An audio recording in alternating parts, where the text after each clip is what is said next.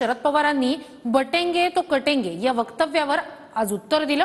त्यानंतर सोशल मीडियात एक पत्रक व्हायरल झालेलं आहे, ज्यात सकल ब्राह्मण समाजानं 8 उमेदवारांना नावानिशी पाठिंबा देत महायुतीला समर्थन देण्याचं म्हटलेलं आहे। पाहूया त्या संदर्भातला हा रिपोर्ट। शरद पवारांच्या उत्तरानंतर सकल ब्राह्मण समाजाचं पत्र व्हायरल। सकल ब्राह्मण समाजाचा भाजप आणि महायुतीला पूर्ण पाठिंब्याचा दावा। महायुतीतल्या 8ही ब्राह्मण उमेदवारांसह महायुतीला विजयाचं आवाहन।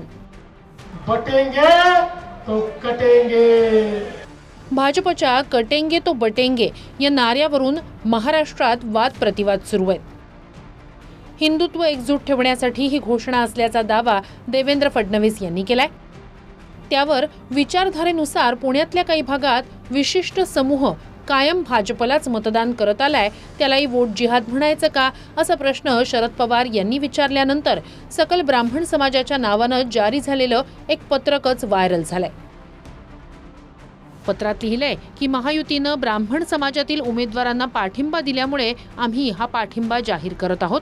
राज्यात विविध जागांवर ब्राह्मण उमेदवार देण्याची आमची मागणी होती, त्याचा भाजप आणि महायुतीनं सकारात्मक विचार केलाय। त्यामुळे नागपुरातून भाजपचे देवेंद्र फडणवीस, ठाण्यातून भाजपचे संजय केळकर, कांदिवलीतून भाजपचे अतुल भातखळकर, विलेपार्ल्यातून भाजपचे पराग अळवणी, नालासोपाऱ्यातून भाजपचे राजन नाईक, सांगलीतून भाजपचे सुधीर गाडगीळ, रत्नागिरीतून शिंदेंच्या शिवसेनेचे उदय सामंत, राजापुरातून शिंदेंच्या शिवसेनेचे किरण सामंत या ब्राह्मण समाजातील उमेदवारांना संधी दिल्यामुळे भाजपनं सर्वसमावेशक असा विचार केल्याचं दिसून येतंय।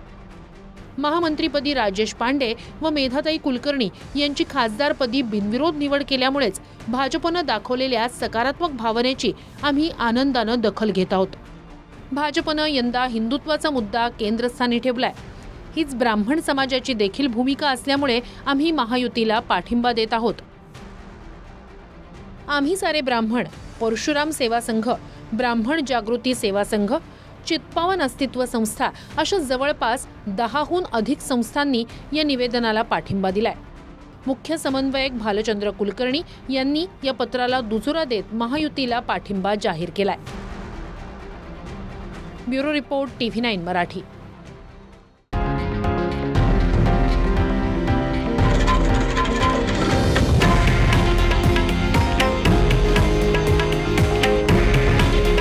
हे आहे देशातील नंबर 1 न्यूज नेटवर्क आणि आपण पाहत आहात TV9 मराठी।